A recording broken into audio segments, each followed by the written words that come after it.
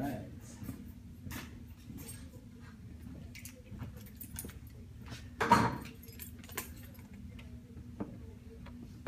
So to start,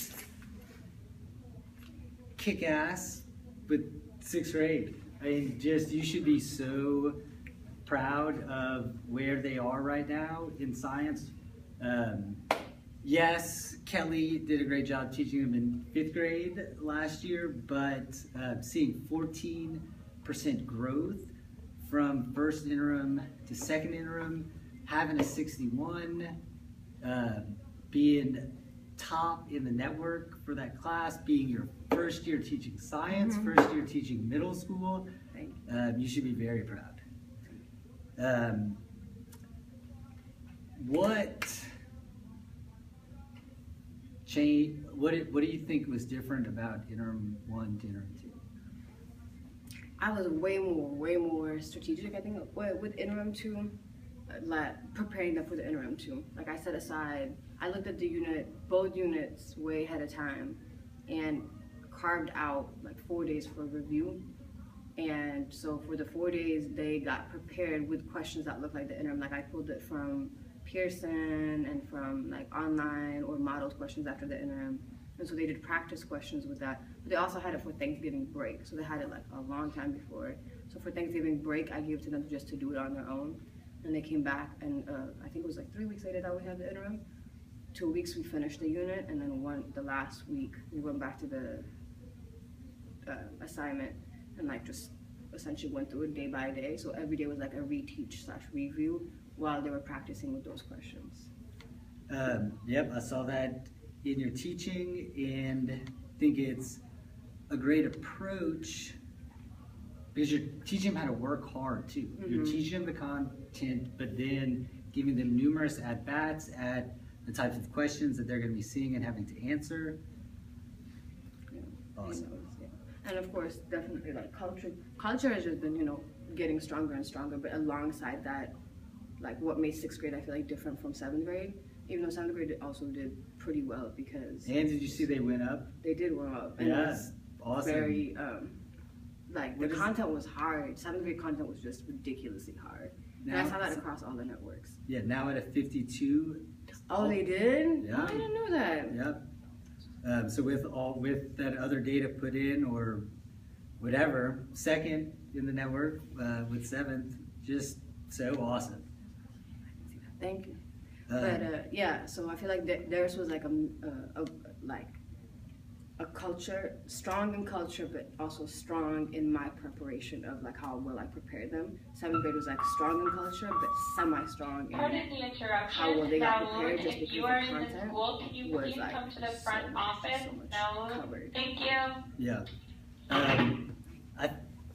I don't get to, unfortunately, see your 7th grade class, except some quick video clips. So it's not the same as being in there, and I was able to be there for so much of 6th, and what you've done with that culture has just been incredible. Coming into middle school, not knowing the tricks of the trade, and when I came in for trimester 1 a couple times, like when I stopped and yelled at your students, I was like, oh God, these 6th graders are crazy. I remember when I was teaching them, but now come in and it is focused, working hard. You can see the wheels turning. Thank you. Okay, so let's jump into some of this data because I want to keep us on time and have time to come up with a little bit of an action plan. Okay. Your action plan shows a very high level of reflection. I especially like how you're looking at trends within each standard. So you included the average for each standard and then for each question and highlighted in red. I think that should be something that we all should be doing on these, because you're able to make better inferences like 18, 19, 20, and 21. That's what we're going to dig in on. The inference that you made in kind of what went wrong, I think, is so spot on, because you were able to see that on 18 and 19, yeah, they mastered it. So they know that baseline information, and just you don't know how to apply it. to a new situation or to connect it to other ideas. So let's look at question 20 and 21, and I have it right here, and think about why did students get it wrong? 20, I know 20 they hadn't seen it before, but I assumed they would be able to get it really. Like that should be an easy. I think, I don't know. I feel like when kids haven't seen anything, they don't tend to say, hey, I can figure this out using my common sense. It's just, I've never seen this before. I must not know it. So I feel like they didn't even like attempt to say, okay, let me think about if I do know something from here. Oh, I know sunlight, solar, like connecting things like that. But I also haven't taught them skills like that to like, when you are faced with something you've never seen before, what do you do? How do you break it down? Yeah. Great. That's what we're gonna look at. What about talk about 21? Well, I'll try to pull up and see if we see any data and like what did they pick as the wrong answer, so that maybe we can better help design something so that they can take an image or a text that they haven't seen before and make use of their common. When I say common sense, when you say common sense, I think prior knowledge. Right. It's like right. accessing what you already know to About a topic. Yeah. 21, I don't know. 21, I feel like 21, I want to say, if I'm right, the distractor should have been B. Like, majority of the other kids should have chosen B. I feel like it should have been split between A and B, in which case it's just a confusion. It's like, energy is neither created nor destroyed. I think they got energy is just got one part or missed the other part. But I would have to see what they chose.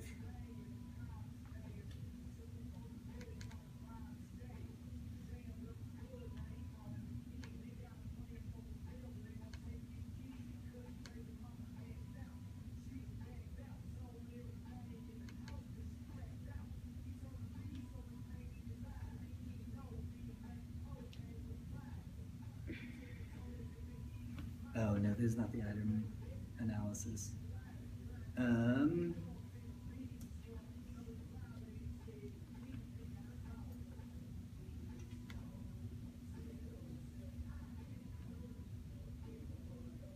Did I upload? That is, it's on School Runner, huh? I think.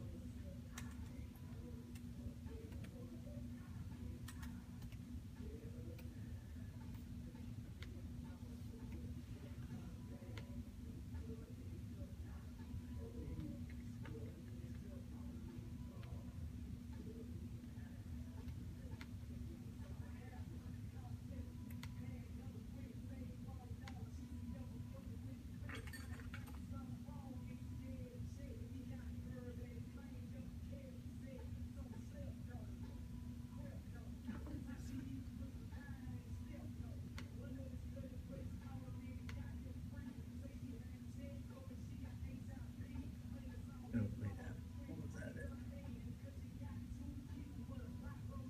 Okay, 21.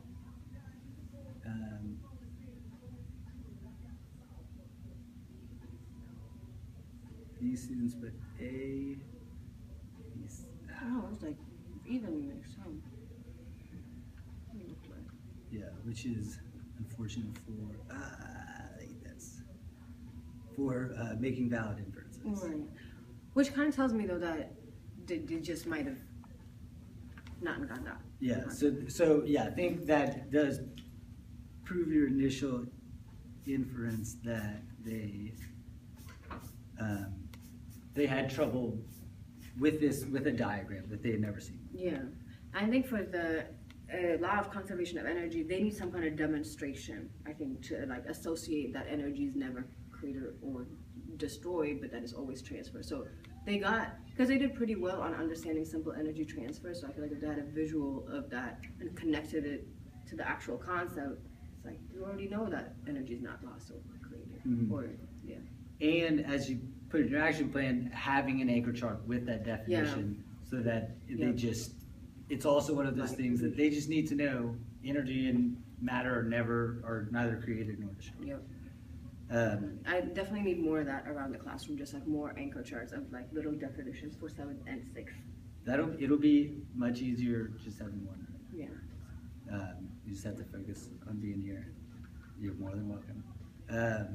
Okay, so 20. Let's look at the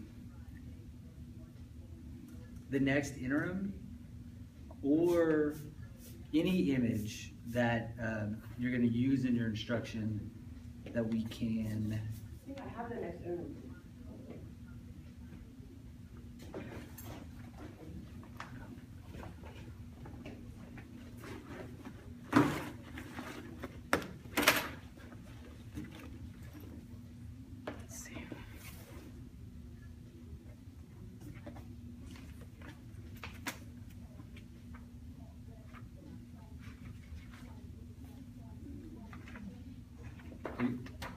They're going into, yeah, so there's definitely a lot of graphs and images in here. You could even look at one of these bigger ones. No, that's 7th grade, I lied. Oh, yeah. But 6th grade, the last unit is science and the environment. So it kind of looks like that, but not that. The next one is light, actually. I don't know why I just tripped so hard. Heat, light, and sound energy. So they're going to have a lot of like refraction, deflection, and like waves. And I actually want to look at your stuff for like convection when you did that. We're going to do something like that one lesson. So I want to see what you did with that. Yeah, the lesson I have for that I think is really solid. I got good feedback on it from my graduate school program. So yeah, I'll send you a PowerPoint, and it's just like 3 demos. Okay.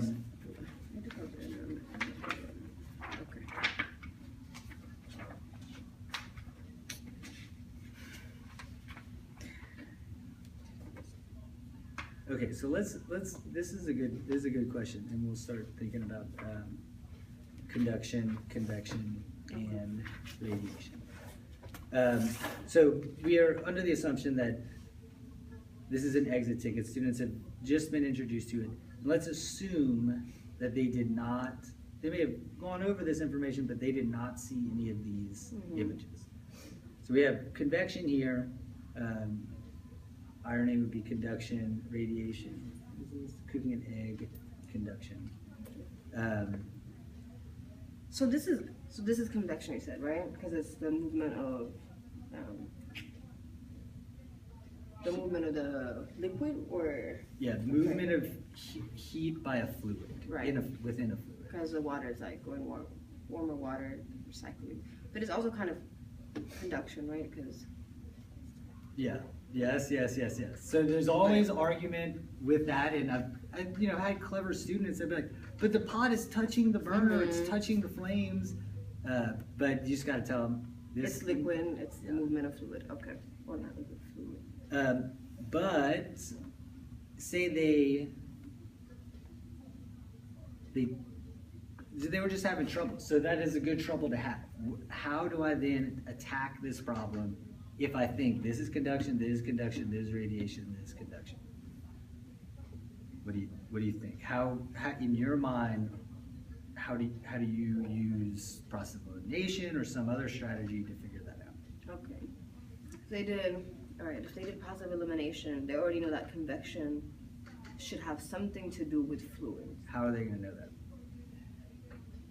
From class? No, I agree with you. So we want them to be accessing their prior knowledge when they're reading and evaluating a question. What is something that they could do to access